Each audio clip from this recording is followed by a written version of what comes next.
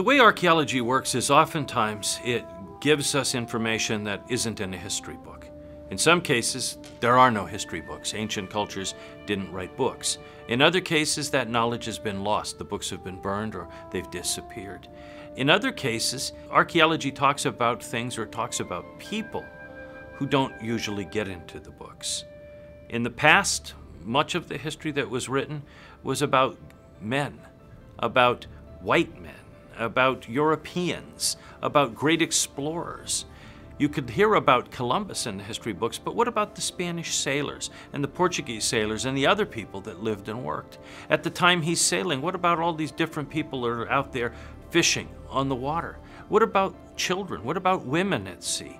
And what about aspects of history that we haven't heard much about because we either can't read that language or those records are gone?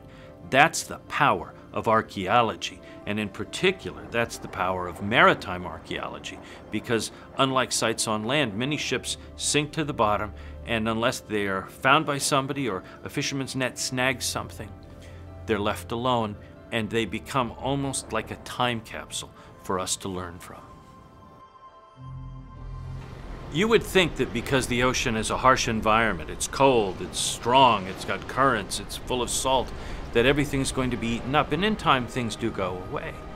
But what we're finding is that just like you have different climates on land, you have them at the bottom of the ocean.